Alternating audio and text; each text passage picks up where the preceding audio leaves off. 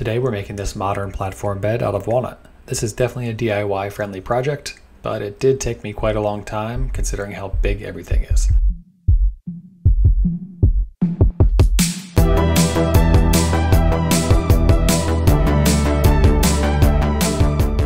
My original design for this bed called for 4-inch thick slabs of walnut for the frame that attached to a 1¼ inch thick headboard.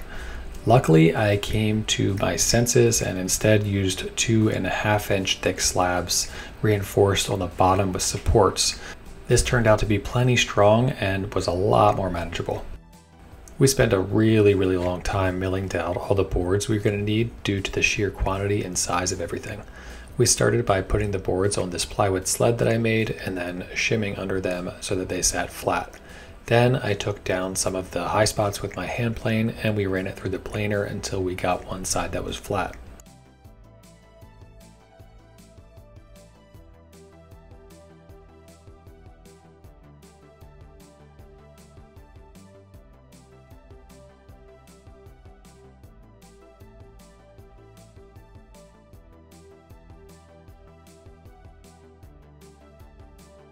Some of the boards were just too big to fit in my planer, which can only handle up to 12½ inch wide pieces of wood, so we cut down the excess with 2 passes of my track saw.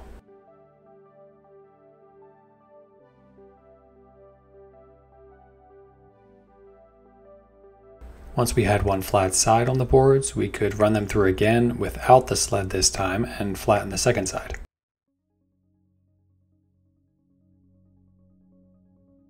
Some of the boards had some nice character to them, which I really liked, but I wanted to stabilize them, so I used some Total Boat fast hardening epoxy to stabilize everything. Then I ran them through the planer again, this time just to flush up the epoxy.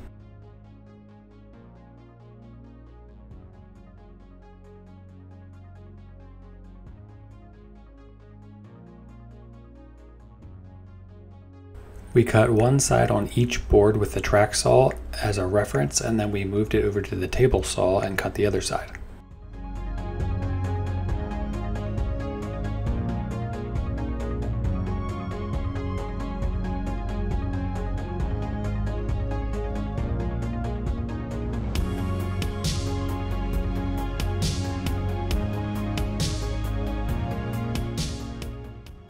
Some of the wood was just so hard that in certain areas my table saw struggled to cut through it.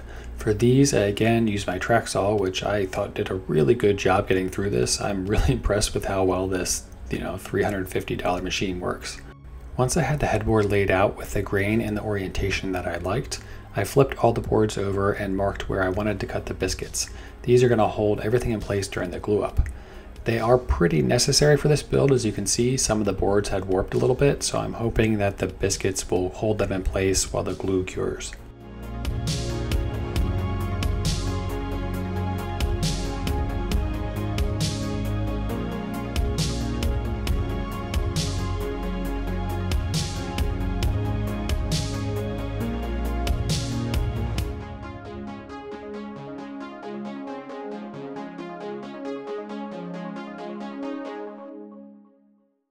I did a dry fit and then I got going on the glue up.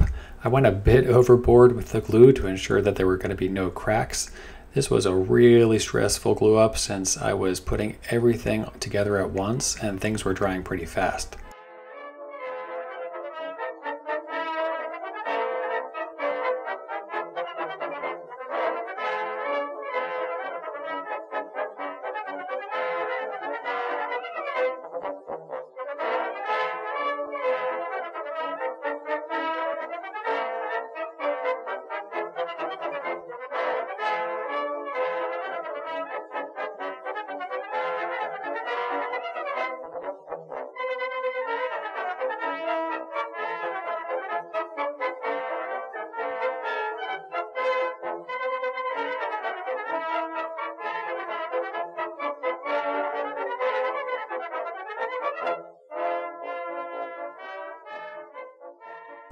Thankfully, everything turned out all right.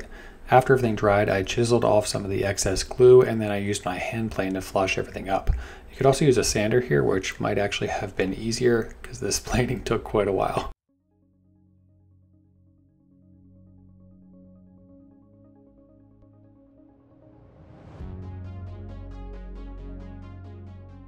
With that finished, I cut down both sides of the headboard with my track saw.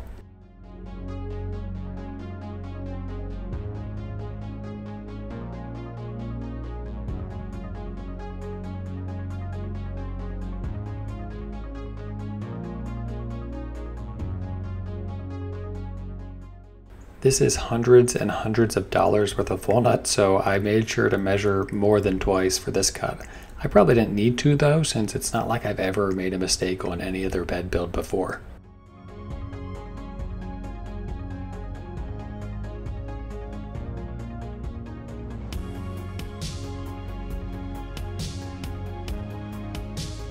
Then I sanded everything down to 220 grit.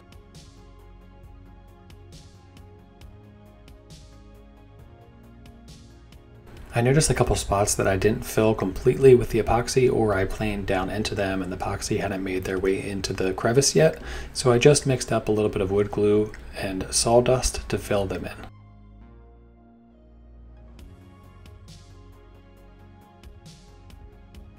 I'm going to use long dovetails on the back of the headboard to keep things from warping.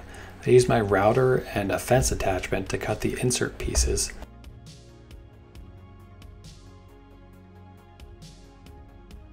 Then I cut the side slots in the headboard.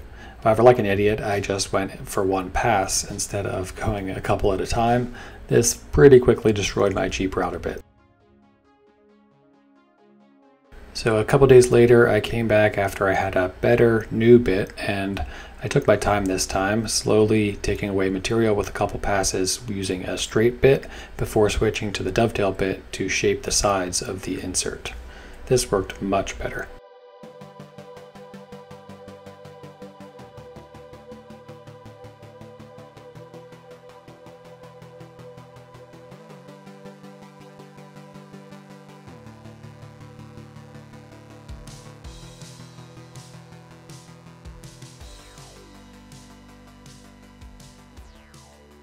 In order to provide room for the headboard to move, I'm going to trim off some of the end of the dovetail so that there's about 1.5 inches of room for the headboard to expand and contract.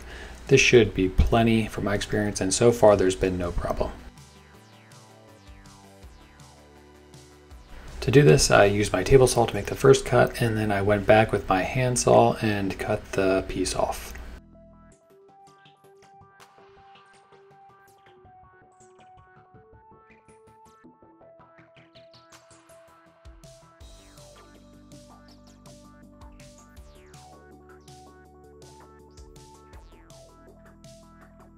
So it turned out that I vastly underestimated how tight of a fit this was going to be, which resulted in a comical 3-day effort with increasingly large tools to get these supports in. I'll just pause here and let you enjoy it.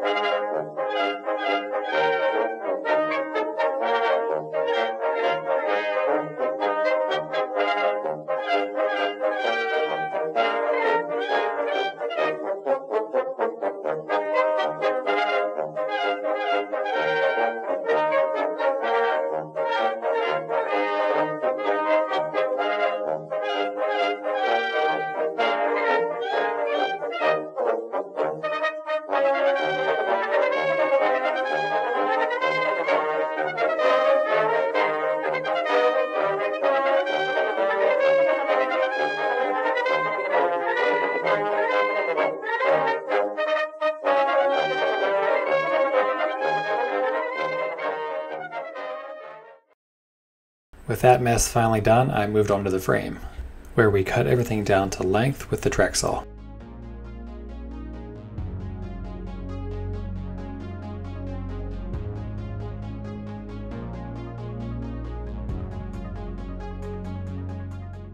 I'm using a really cool hardware solution that essentially pulls the two pieces of wood together. I used a couple bolts at each connection for the frame. You need to inset the different pieces of hardware into the actual wood, so I bought the jig that comes with it, which made installing things pretty easy. First, you drill the hole, as you see here, into the wood. This is going to hold the threaded metal insert or the bolt itself.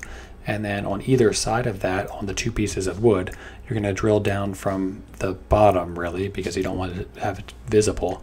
And you use some Forstner bits. I've used a smaller drill bit here to drill a pilot hole, but you use Forstner bits to get a nice chunk of wood out where you can then insert the two ends of the bolts.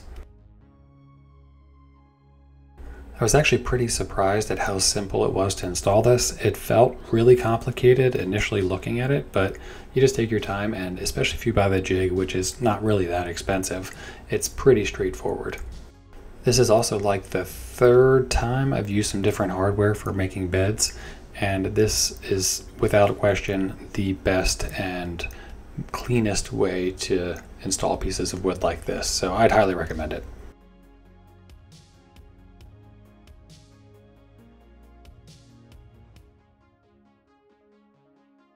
To connect the frame to the headboard, I'm using a variation on the hardware that has one side which is a threaded insert that goes into the headboard, and then the other side is a nut. It installs pretty much the same on the frame, just with some different bit sizes for a smaller nut.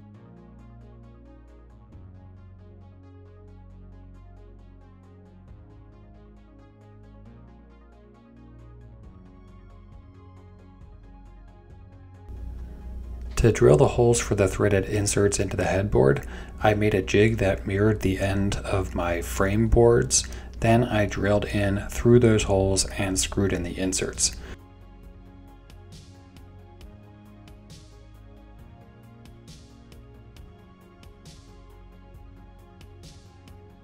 This worked really well, but it was definitely pretty nerve-wracking because I didn't know how much tolerance I needed to make sure that things would actually fit. Luckily, it turned out great on the first try.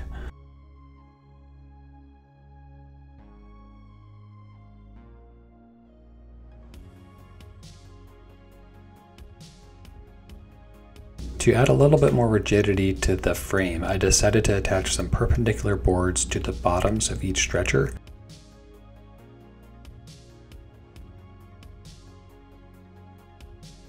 I also cut down some plywood that would be used to support the frame as it sits against the headboard, and that way reduce the amount of stress on the bolts that connect it to the headboard. I routed out a slot on the bottom of each stretcher. This is going to help me ensure that everything is kind of lined up, since some of the stretcher pieces that are going to attach to the bottom are a little bit warped, and this will keep them in place while they glue up.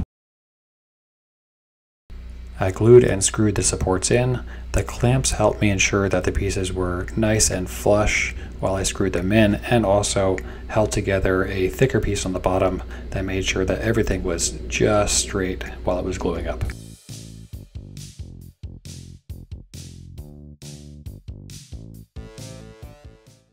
I glued on some thin pieces of walnut to the ends of the plywood supports so that they look nice from the sides of the bed, since theoretically they could be seen if you're lying down or something. Then I flushed them up with my router, which I forgot to film, and sanded them nice and flush.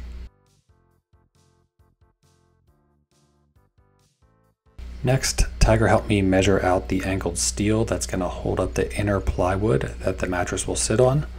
I cut this down with an angle grinder, and then I evenly spaced out all the holes for the screws. I've been using these really nice cobalt drill bits from Drill America. I'll link them in the description if anyone is interested in checking them out. With that done, I cleaned and finished them all with a clear coat of spray enamel spray paint.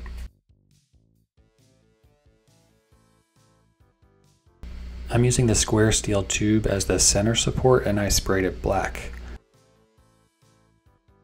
The center support will sit into two recesses in the frame pieces, so I measured those out and scribed the cuts to reduce tear out, and I used my circular saw to make the side cuts.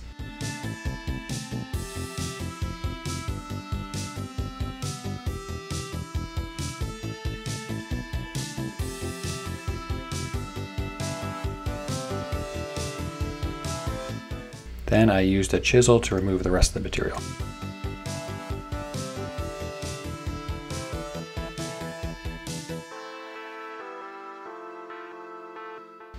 The center supports are going to sit on these little blocks, which I glued and screwed to the stretchers. Then, before moving everything to Matt's house to finish up, I cut down the plywood inserts and drilled out some carrying holes to make it easier to move them around. To make sure that it fit just right, we set up the frame and dry fit it against the headboard. Then I glued and nailed in the headboard support pieces.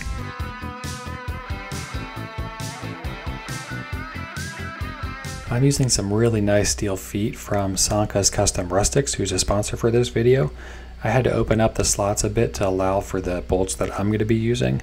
Then I drilled and attached the threaded inserts to the base. And I gotta say that these legs look fantastic and are incredibly strong. I'll link to their website below. Definitely check them out to support the channel and get some great legs if you're interested.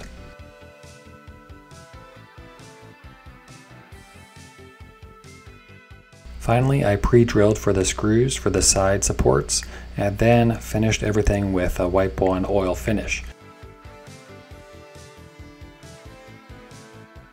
This is from Maker brand, which I have found is really expensive, but also really nice to work with. So this is the, I think, third time I've used them, and yeah, I definitely recommend it.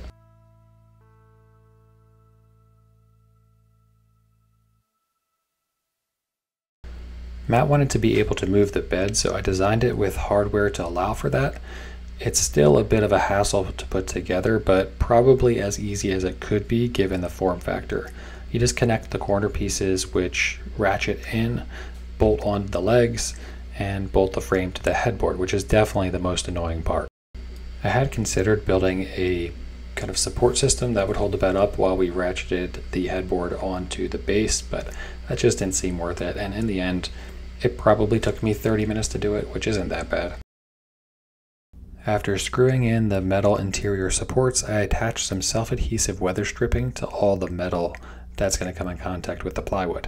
This helped to get rid of any squeaking or sliding of the plywood.